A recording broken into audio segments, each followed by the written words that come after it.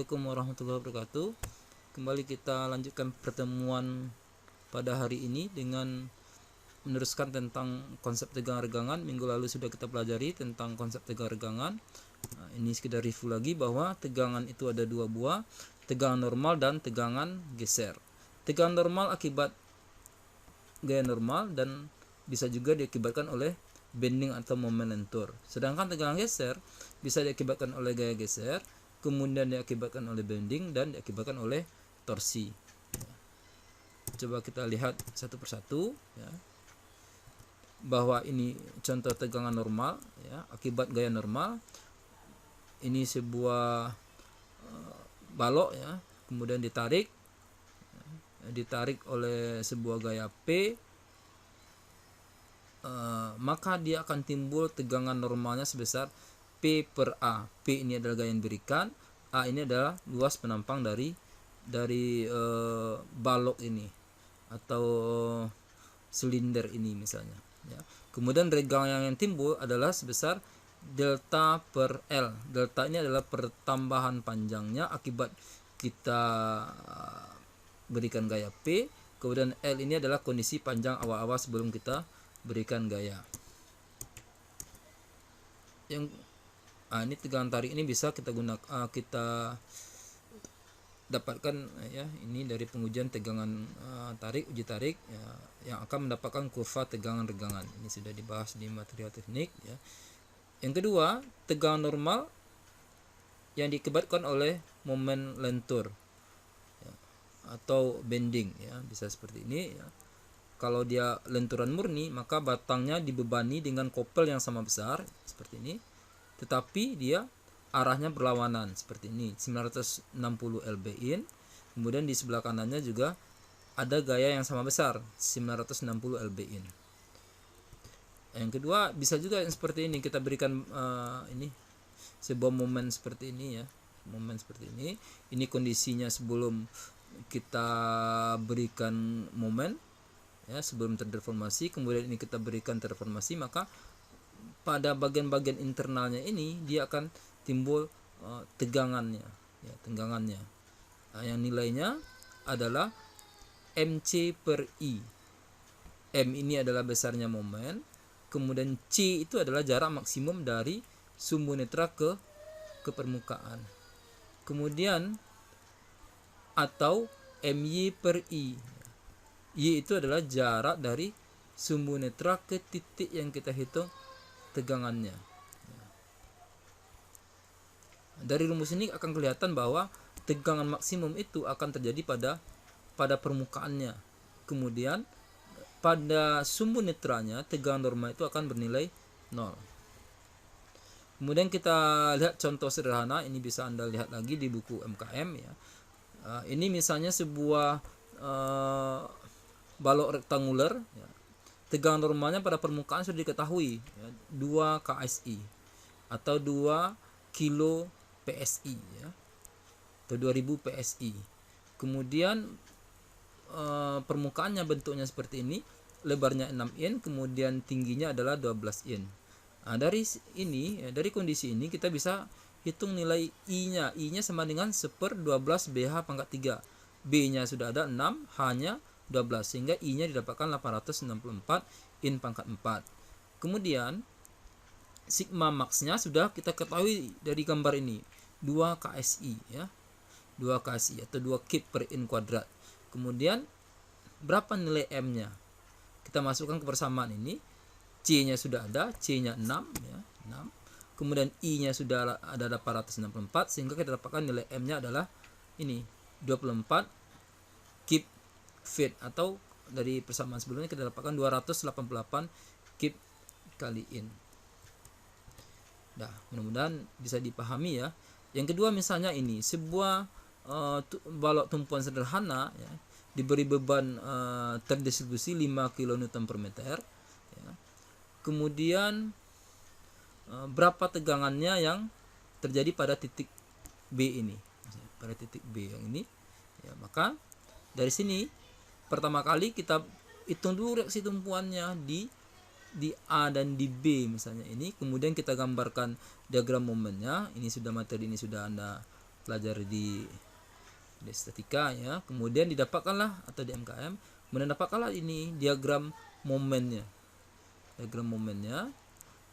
Sedangkan dari sini terlihat bahwa momen maksimum itu terjadi pada bagian tengahnya ini sebesar 22,5 kN.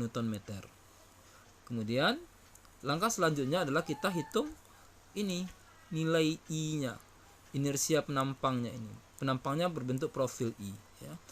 Dari sini kita gunakan rumusnya I sama dengan sigma I ditambah AD kuadrat ya. Artinya kita hitung I1, misalnya I1, I2, I3, ini kita bagi menjadi 3 luasan ya. Luasan 1, luasan 2, luasan 3. Maka I1-nya berarti dia 1/12, B-nya berarti ini B 250, H-nya 200 ya. 220 pangkat 3. 1/12 dikali 250 dikali 20 pangkat 3. Begitupun dengan yang I-nya 2, I2-nya berarti 1/12 20 dikali 300 pangkat 3 ya. Dan I3-nya sama dengan I1. Kemudian A-nya tinggal kita kalikan ini ruasnya. A1 sama dengan A3 sama dengan 250 dikali 20.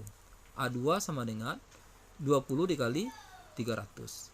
Kemudian D-nya itu adalah jarak dari titik berat ya, titik berat atau center of gravity dari luasan 1 ini ya ke titik pusat keseluruhan ya. Berarti kalau dari sini ini jarak tengahnya, arah sembuh-nya adalah ini 20, berarti ini 10 ya. 10 tengahnya ini, tengahnya antara 20, 10 ke 150. Artinya dia 160. D3 juga sama ya. Ini juga 10 ke 150. Tambah 150 berarti dia 160. Kemudian D2 berapa D2-nya? D2-nya 0 karena dia titiknya itu, karena dia simetris maka titik pusatnya itu sama gitu. Sehingga dia D-nya 0. Anda masukkan ke angka-angkanya sini ya. I-nya sudah ada ya, I1, I2, I3. A-nya juga ada, A1, A2, A3. Kemudian D-nya juga sudah diketahui sehingga dimasukkan ke dalam persamaan ini akan dapatkan nilai I-nya sebesar 301,3 kali 10 pangkat 6 meter kuadrat. Kemudian setelah didapatkan nilai I, tinggal kita masukkan persamaan ini bahwa sigma ya, sigma sama dengan M ya, M-nya dari M maksimum ini tadi 22 kN ya, dijadikan ke Newton meter, ini 22,5 kali 10 pangkat 3 Newton meter dikali C. C-nya adalah ini yang dihitung adalah di titik B ya, di titik B. Kalau misalnya di titik B berarti dia jaraknya adalah di ini 150 ke titik B, berarti 150 ya. Tapi kalau yang ini dia dihitungnya yang maksimumnya di mana? Di permukaan ini, berarti dia maksimumnya adalah yang C-nya itu adalah 150 ditambah 20 170. Jadi 0,170 meter. Dibagi dengan I-nya yang ini tadi 301,3 kali 10 pangkat 3 ya. Dapatkan angkanya adalah 12,7 MPa. Ya, ini adalah tegangan maksimumnya. Kalau tegangan pada titik B ya, tegangan pada titik B tinggal kita ganti aja angkanya ya. YB berapa YB? YB-nya di sini jaraknya 150 sampai ke titik ini ya. Jadi dia ganti aja, M-nya sama ya, I-nya sama, Y-nya yang berbeda 0,15 meter.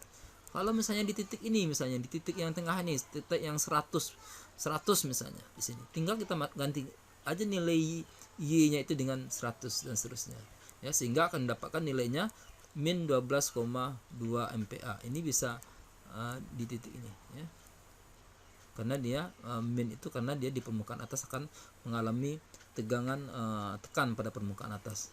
Kalau pada permukaan bawah ya, dia akan mengalami tegangan tarik ya.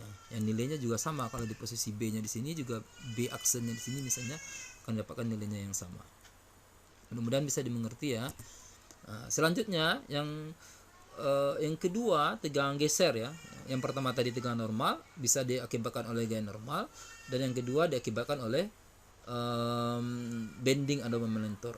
Yang kedua, tegangan geser.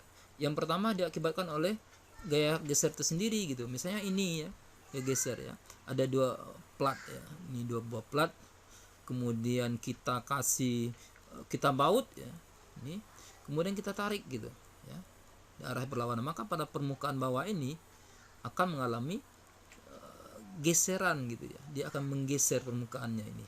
Atau misalnya pada bagian bawah ini kita las misalnya ya, kita las kemudian kita tarik, dia akan bergeser dari permukaan itu gitu ya. Nah sekarang berapa nilai geserannya itu, tegangan geser itu, maka dapat kita hitung dengan persamaan ini. Tegangan geser sama dengan V per A.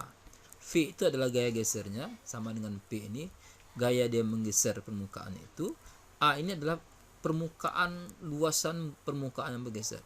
Karena ini yang permukaannya ini adalah yang dibaut, kalau ini dibaut berarti luas permukaannya adalah ini, permukaan bautnya ini gitu ya. Yang ini kalau dia misalnya seluruh permukaan ini, misalnya sebuah apa namanya, sebuah kita sambung ya plat itu dengan kita rekat gitu, maka yang A nya itu adalah permukaan yang menempel ya, yang melekat itu ya, itu yang nilai. Kalau lasnya di pinggir, cuma di pinggir, maka yang A nya itu adalah permukaan yang cuma yang telas, yang berkontak, dan ketika ditarik dia akan bergeser, maka nilainya itu adalah ini V per A gitu.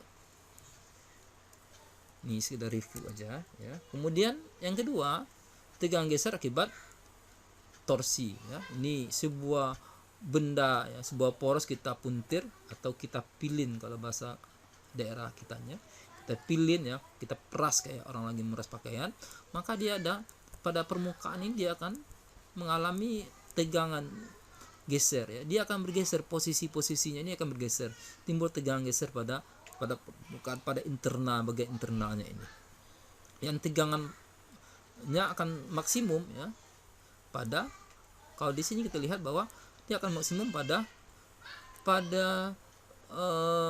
sumbunya, sumbu netralnya ya, nanti akan kita lihat nanti ya. Beda dengan tegangan normal itu dia maksimum pada permukaannya, sedangkan pada sumbunya dia nol. Kebalikan dengan tegangan geser. Tegangan geser nilainya adalah dipengaruhi oleh torsi, kemudian dipengaruhi oleh C atau R gitu ya, R jari-jarinya ya. C ini menggambarkan posisi yang terluarnya. Kalau R itu boleh juga di titik-titik mana dia ya, di sepanjang ini, di sepanjang poros ini ya. Kemudian I ini adalah inersia polar. Kalau dia solid, maka J-nya ini sama dengan Pi per 2 C pangkat 4 atau Pi per 2 R pangkat 4 atau 1/32 PD pangkat 4 ya, atau 2 kali dari I gitu. Kalau dia permukaannya hollow, ada lubang misalnya ini C0 ya, kemudian ini CI atau ini R0 atau ini RI misalnya pada bagian dalam, atau D0 misalnya kalau dia dianggap diameter, atau DI, maka J nya itu adalah Pi per 2 dikali dengan C0 pangkat 4 dikurang CI pangkat 4, atau Pi per 2 R0 pangkat 4 dikurang dengan RI pangkat 4, atau bisa juga J sama dengan 1/32 Pi dikali D0 pangkat 4 dikurang DI pangkat 4. Nah, mudah-mudahan mudah dimengerti ya, karena ini review. Namanya review adalah mengingat-ingat ya. Seperti kata orang, pasal jalan karena ditampuah ya, lancar kaji karena diulang. Ini karena kita ulang-ulang terus sehingga Anda makin paham ya. Misalnya ini contohnya, contoh soalnya. Sebuah poros BC, ini BC, yang ini ke sini, berbentuk hollow dengan diameter dalam 90 mm dan diameter luarnya 120. Sedangkan poros AB dan CD, ya, AB yang ini ke sini, ini CD ke sini, berbentuk solid dengan diameter D. Untuk pembebanan seperti terlihat pada gambar, tentukan tegangan geser minimum dan maksimum pada poros BC. Kemudian yang kedua, tentukan diameter D untuk poros AB dan CD jika tegangan geser yang diizinkan itu adalah sebesar 65 MPa. Ini sudah torsinya sudah diketahui, nilai-nilainya ini. Yang langkah pertama yang kita lakukan adalah kita buat dulu diagram benda bebasnya ya. Ya, ini kita potong dulu ya, misalnya kalau ini maka ini TA-nya 6, maka dia di antara A dengan B itu akan timbul namanya torsi AB ya, sebesar TAB-nya sebesar 6 kN meter ya. Ya. Ini dari sini dia. Ini. TAB Anda bikin DBB-nya, TAB dia dengan sigma torsi sama dengan 0 sehingga didapatkan nilai TAB-nya 6 kN meter. Kemudian TBC juga kita potong pada bagian BC, juga bisa kita dapatkan nilainya. Ini sudah ada 6, ini 14 ya. 6 tambah 14 berarti 20, berarti dia arah yang berlawanannya akan sebesar 20 kN meter. Kemudian selanjutnya kita hitung nilai J pada bagian yang hollow ya. Nilai J-nya R0-nya sudah ada diketahui tadi diameternya. Kemudian yang diameter dalamnya juga sudah diketahui ya. Sehingga tinggal kita masukkan nilainya. Dari soal diketahui bahwa C1-nya adalah 45 mm, kemudian C2-nya atau R bagian dalamnya adalah 60 mm, sehingga kita masukkan angkanya. Jadikan ke meter ya. Dapatkan angkanya ini pi per 2 dikali 0,06 pangkat 4 dikurang 0,045 pangkat 4, sehingga J-nya adalah 13,92 kali 10 pangkat 6 meter pangkat 4 ya. Setelah dapat J, dimasukkan nilai tau maksanya TBC ya. Ini TBC ini adalah torsi pada poros BC. Kemudian R0, R-nya yang terluar ya, karena dia kita menghitung yang maksimum, artinya kita mencari nilai R yang maksimum ya, yang terluarnya yang kita hitung. Yang dapatkan kita kalikan 20 kN meter kali 0,06 dibagi dengan J-nya ini tadi, dapatkan tau maksimumnya adalah 86,2 MPa. Kemudian untuk menghitung minimumnya ya, dengan perbandingan tau minimum per tau max sama dengan RI yang di dalam dibagi dengan R yang di luar, atau dibalik juga boleh, tau max per tau min sama dengan R0 per RI. Nah, sehingga dari sini kita dapatkan nilai tau minnya adalah 64,7 MPa ya. Mudah-mudahan bisa dipahami ya. Kemudian untuk menghitung berapa diameter pada poros AB, kita gunakan persamaan yang ini, bahwa tau max itu adalah TR per J ya. Tadi tegangan geser yang diizinkan adalah 65 MPa atau 65 Newton per milimeter kuadrat ya. Sama dengan ini 6 kN ya, dikali M ya. R-nya sudah diketahui ya, dibagi dengan J-nya adalah pi per 2 R pangkat 4 ya. Sehingga didapatkan nilai R-nya adalah 38,9 kali 10 pangkat min 3 meter. Jadi Anda perhatikan dulu satuan-satuannya ya. Kalau ini berarti Anda boleh juga menjadikan T-nya jadi Newton, berarti 6000 Newton ya, 6000 Newton dikali M-nya berapa M-nya tadi? Ya, M-nya ya tinggal dalam bentuk milimeter tadi ya, sudah diketahui tadi berapa nih? M-nya ini. Terluarnya mana soalnya tadi?